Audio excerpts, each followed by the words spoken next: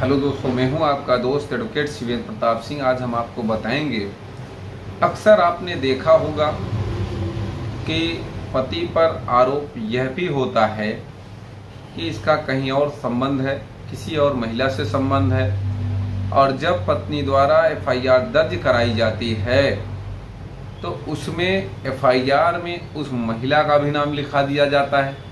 या पति कहीं नौकरी कर रहा होता है तो उसके नौकरी पेशे में जो ऑफिस में वर्कर्स हैं, नौकर चाकर हैं, या फिर यूं कहें कि जो कलीग्स हैं, उनका नाम एफआईआर में लिखा दिया जाता है। ऐसी स्थिति में माननीय इलाहाबाद हाईकोर्ट का एक ऐसा जजमेंट मैं आपको बताऊंगा जिसमें कि रिश्तेदार या पति के अलावा लोगों के नामों का लोप किया गया, यानी कि क्वैश कर दिया गया, या उनका नाम कैसे हटवा सकते हैं, क्वैश करा सकते हैं, इसके बारे में डिटेल से चर्चा करेंगे। और चर्चा करेंगे उस जजमेंट के बारे में। ध्यान रखें कि 498A की परिभाषा को आप देखें।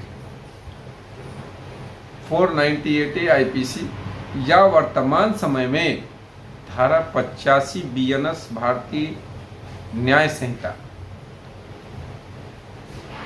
दहेज के लिए प्रताड़ना शब्द का इस्तेमाल तो हुआ है, लेकिन वो किसके लिए हुआ है उसको भी ध्यान दीजिए। पति या पति के रिश्तेदारों के द्वारा। अब ऑफिस में करने वाला, नौकरी करने वाला कर्मचारी हो, ऑफिस में साथ रहने वाला व्यक्ति हो, चाहे वो महिला हो चाहे वो पुरुष हो, तो वो ना तो रिश्तेदार हुआ और ना तो पति हुआ। कहने का मतलब ये कि फर्जी आरोप लगा देना आम बात है, लेकिन अब 498A का केस उस पर बनता कहाँ है। एफआईआर तो दर्ज हो गई, दुनिया भर की धाराओं में दर्ज हो गई, चार्जशीट भी हो सकता है लग गई, लेकिन सही बात जो है, ऐसे लोगों पे या फिजूल के लोगों पे जो नाम जिसका भी लिखा दो, पड़ोसी का लिखा दो, तो ऐसे लोगों पे ये आरोप सिद्ध नहीं होगा। ऐसे लोगों पे ये आरोप बनता कहाँ है, तो केस तो हो ही जाएगा। एक केस मैं आपको बताता हूँ। श्रीमती नेहा त्रिपाठी उर्फ Neha versus state of UP and 2 others, 482 number है, 91/12/2019। ऑर्डर डेट है 10 सितंबर, यानी कि आज से 10-15 दिन पहले की एफआईआर है, 10 दिन पहले की। 10/9 ये ऑर्डर है, माफ़ करिएगा, 10/9/2024 का ये ऑर्डर है, जिसमें 498A 506 120B व 3/4 DP एक्ट, इन धाराओं में एफआईआर दर्ज होती है। चार्जशीट फाइल हो जाती है 30/8/2018 को,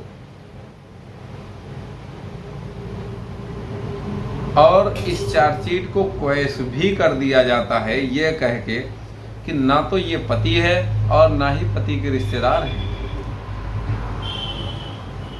जो ये अभियुक्तों ने 482 फाइल किया, ना ही पति है और ना ही पति का रिश्तेदार, तो इसमें 498A बन ही नहीं रहा है। जब 498A का अपराध नहीं बनता है तो जाहिर सी बात है क्वैश होना तय है। अगर इस जजमेंट की कॉपी अगर आपको चाहिए तो ये मिल भी जाएगा। इसी के साथ एक 482 में और क्वैश हुई चार्जशीट, इसी से रिलेटेड थी। Naveen Kumar Gupta versus state of UP, 482 number 49/2019।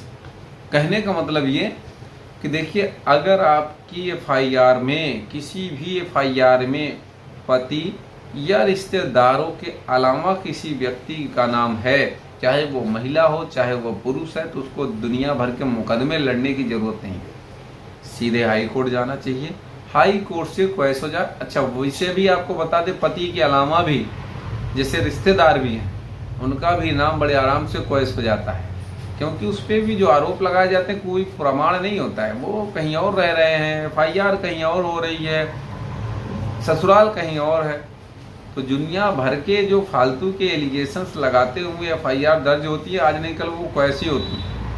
अब कोई व्यक्ति ट्रायल लड़ता है, ट्रायल के बाद क्वैश होता है, यानी कि ट्रायल में मुकदमा खारिज हो जाता है, या कोई डायरेक्ट हाई कोर्ट से करके क्वेश करा लेता है, वो अपने अपने विचार की बात है। तो अगर कोई सवाल शेष रह गया है तो स्क्रीन पर चल रहे नंबर पर फोन करके आप जानकारी ले सकते हैं। उम्मीद करता हूँ, आशा करता हूँ आज का यह वीडियो आपको बेहद पसंद आया होगा। अगर वीडियो पसंद आए तो वीडियो को लाइक करें, शेयर करें। यूट्यूब चैनल SP 72 कानून प्रयागराज को जरूर सब्सक्राइब करें।